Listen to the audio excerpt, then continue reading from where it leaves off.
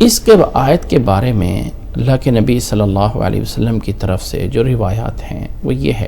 کہ اللہ کے نبی صلی اللہ علیہ وسلم مکہ مکرمہ میں قرآن مجید پڑھا کرتے تھے،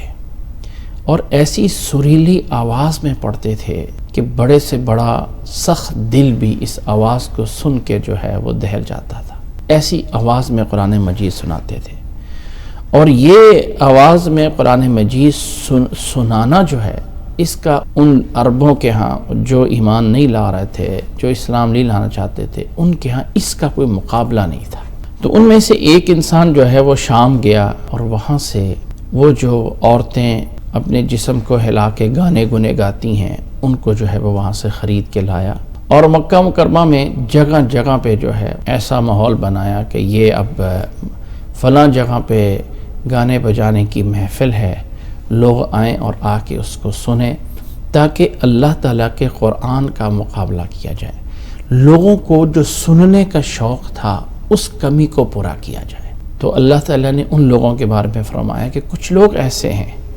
جو لہو الحدیث کو، اس طرح کی لغویات باتوں کو جو ہے وہ خرید لاتے ہیں،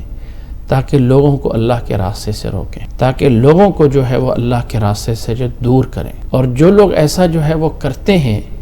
ان کے لیے رسوا کرنے والا عذاب ہوگا۔ اس آیات سے واللہ عالم مفسرین نے یہی مراد لیا ہے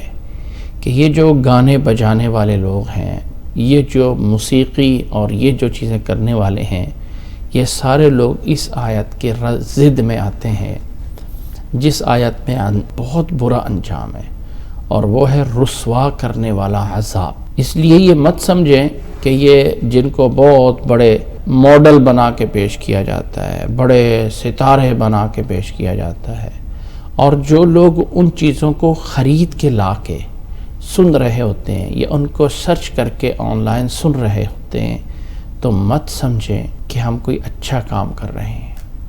یا کوئی حرج نہیں ہے، ایسا نہیں ہے۔ کچھ لوگ آن لائن